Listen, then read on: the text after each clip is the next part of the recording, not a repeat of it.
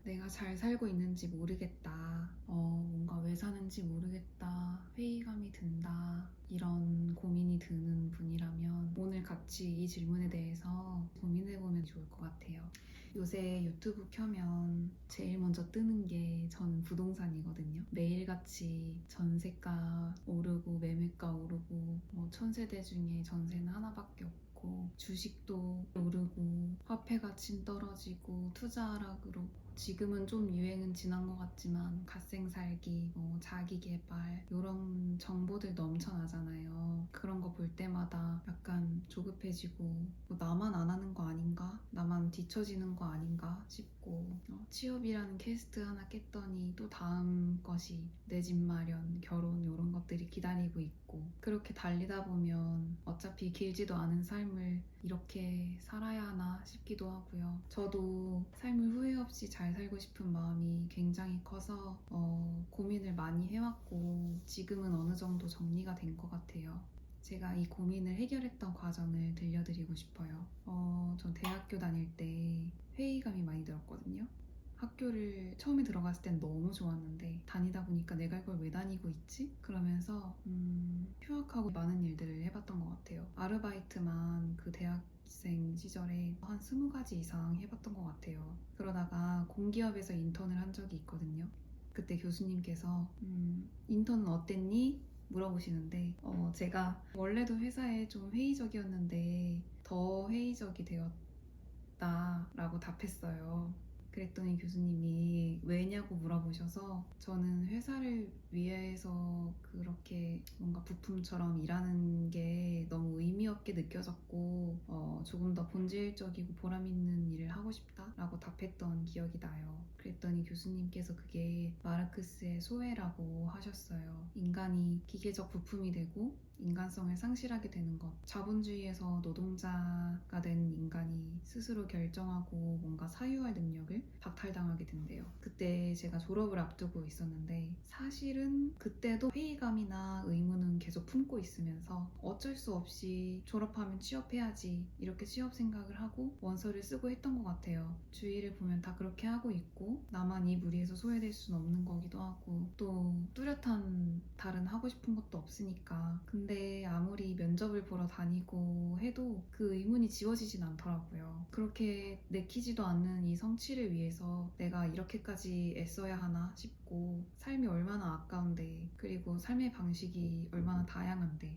사람은 다 다른데 다 똑같이 살 순 없는 거잖아요. 그래서 취업 준비를 멈추고 제가 좋아하는 일, 해보고 싶었던 일들을 하면서 2년 정도 시간을 보냈어요. 그 과정에서 전 블로그 개설해서 글 쓰다가 상담이 의뢰가 들어와서 상담도 해보고 사업도 해보고 싶어서 홈페이지 만들어서 제가 직접 의뢰도 받고 해보고 그러다가 대학원에 가야겠다고 결심해서 대학원에 갔고 내가 평소에 관심 있던 책 읽고 글 쓰는 것과 관련된 일도 할 수 있었어요. 훨씬 더 저한테 맞는 색깔을 찾아갔던 것 같아요.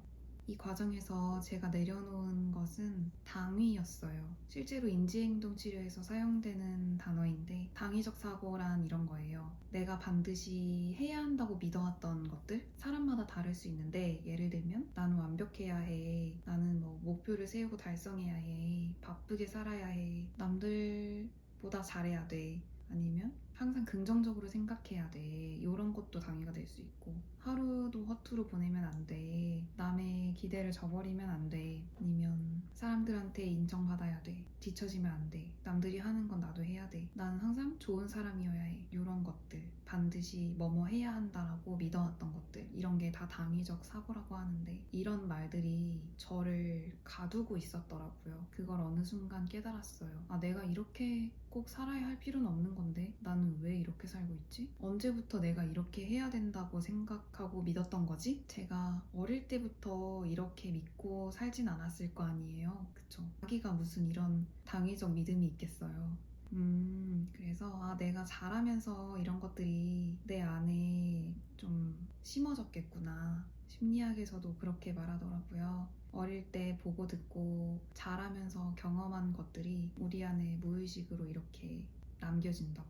그 규범대로 살아야 가치 있고 사랑받는 느낌이 드니까 그 감정과 함께 이 조건이 각인이 되는 거죠. 내가 이렇게 열심히 뭔가를 계속 추구해오고 다른 사람들과 다르지 않으려고 노력하고 했던 것들이 결국에 내 깊은 마음속에 있는 소외되고 싶지 않고 사랑받고 싶은 그런 마음과 연결된다는 걸 깨달았어요. 그런데 더 중요한 건 이런 조건들이 정말 사랑받는 조건이 맞냐는 거예요. 예를 들어 아까 이야기한 것 중에 나는 사람들에게 인정받아야 해.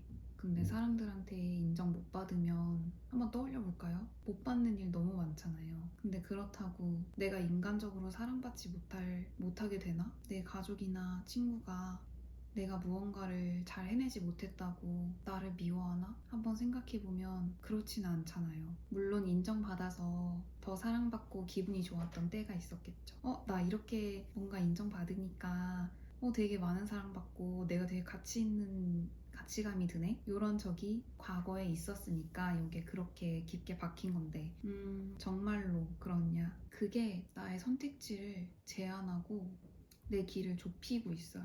조건이 나쁜 건 아니에요. 근데 조건이 나랑 안 맞으면 삶이 공허하고 허무하고 의미가 없어요. 조건이 나랑 안 맞으면 우리는 공허함을 느껴요.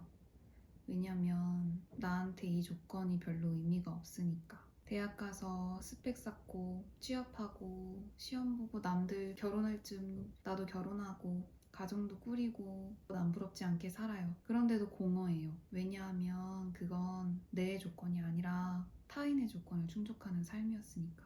치열한 삶이 결국 사랑받기 위한 거구나. 그런데 정말 사랑은 조건적일 수밖에 없을까? 난 정말 그런 조건을 충족해야만 사랑받을 수 있는 사람인가? 아니더라고요. 그런 조건들을 내려놓고 생각해 보려고 했어요. 처음에는 쉽지 않더라고요. 그런데 정말 나 이 경쟁에서 이 레이스에서 나오고 싶어. 난 이 순위에 들지 않아도 돼.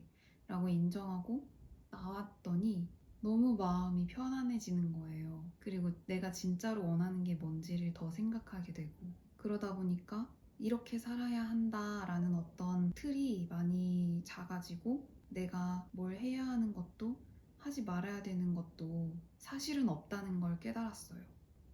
나는 그냥 존재할 뿐인 거예요. 그렇잖아요? 내가 여기 태어났는데 뭐 예를 들어 게임 캐릭터처럼 역할을 가지고 태어났다면 나에게 조건이 달려 있겠지만 저는 그냥 인간이고 태어나보니 세상이었고 그냥 저는 뭔가를 해야 돼서 태어난 게 아니라 그냥 존재하는 사람일 뿐인 거잖아요. 존재 그 자체. 이거를 알고 나니까 나 그냥 세상에서 많은 것들을 경험하고 즐겁게 살고 싶다. 점점 가치를 인정받으려고 애쓰는 게 아니라 경험하고 느끼고 싶다라는 생각으로 바뀌더라고요. 그리고 사실은 알고 보면 그러한 조건들 누구도 그렇게 해야 한다고 저한테 강요한 적도 없고 의무를 부여한 적도 없는데 제가 스스로 갖고 있었던 거잖아요. 사실은 다른 사람의 인정이 아니라 나의 인정을 바랐던 거 아닌가? 그런 생각도 들더라고요. 저는 되게 오래전부터 자유를 꿈꿨거든요. 갈망을 했어요. 그래서 어떤 때는 전 세계를 막 자유롭게 돌아다니는 외국 항공사 승무원을 꿈꿨고 그게 자유라고 생각해서 그리고 또 어떤 때는 어차피 사람이 일을 해야 한다면 워라밸이 좋은 게 자유겠구나 해서 워라밸이 좋은 직업들을 찾기도 했어요. 그런데 자유는 그렇게 외국을 마음껏 돌아다니는 것도 아니고 돈이 많아서 막 일을 안 하는 것도 아니고 그냥 이 자리에서 가능한 거더라고요. 내가 정해놓은 어떤 조건이나 한계를 내려놓는 거.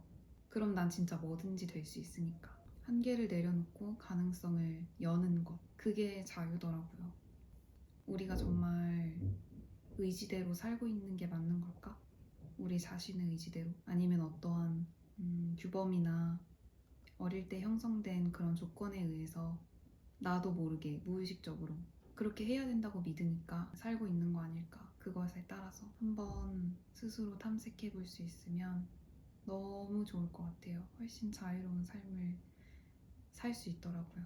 저도 아직도 너무 많은 조건들을 가지고 있고 이거는 완벽하게 해체할 수는 없겠지만 그래도 지금 당장 나를 너무 힘들게 하는 것들은 하나씩 내려놓으면 점점 더 온전한 나에 가까운 선택을 할 수 있으니까. 이 영상을 여기까지 보신 분이 있을지는 모르겠지만 제가 저 혼자서 성찰을 할 때 하는 질문들을 몇 가지 공유할게요. 오늘은 이게 좋을 것 같아요. 우리가 가지는 이런 조건들이요. 보통 부모님한테서 오는 경우가 많더라고요. 예를 들면 만약에 부모님이 네 발로 기어 다녀야 한다고 했으면 우리는 두 발로 안 걷고 네 발로 걸었겠죠. 만약에 부모님이 밥은 꼭 포크로만 먹어야 한다고 했으면 포크로만 먹었겠죠. 이런 정말 단순한 것에서 생각해보면 나는 부모님께 어떤 조건을 받았나? 배웠나? 그런 걸 좀 더 탐색해볼 수 있겠더라고요. 예를 들면 우리 부모님은 지금은 정말 많이 달라지셨는데 안정적인 직업이 최고다. 평범하게 사는 게 행복한 거다. 그것도 힘든 거다. 절대 지각은 하면 안 되는 거다. 지각할 수도 있죠.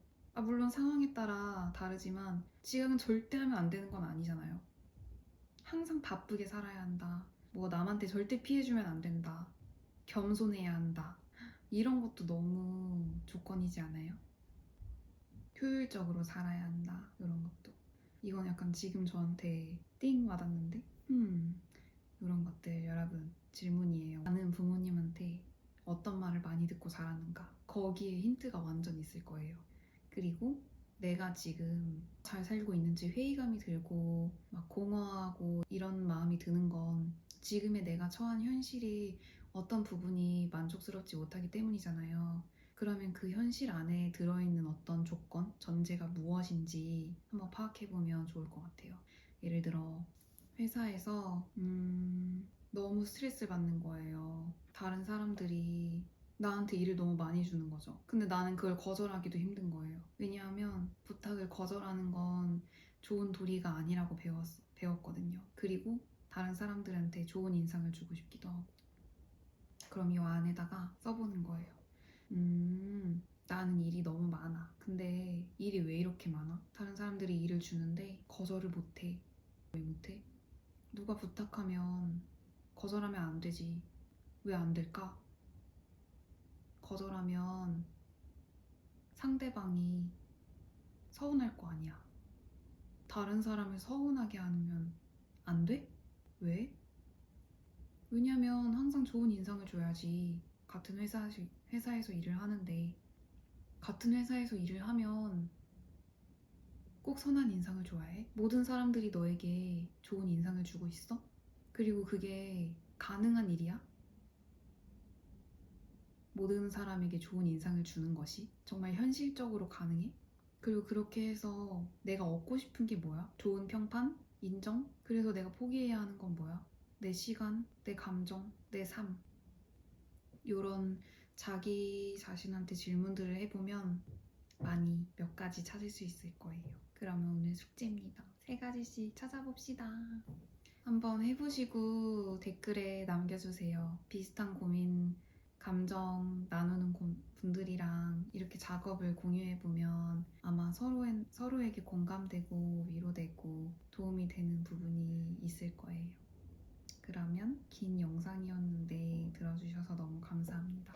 여러분이 조금 더 자유로운 삶을 사는데 도움이 되었길 바래요. 안녕.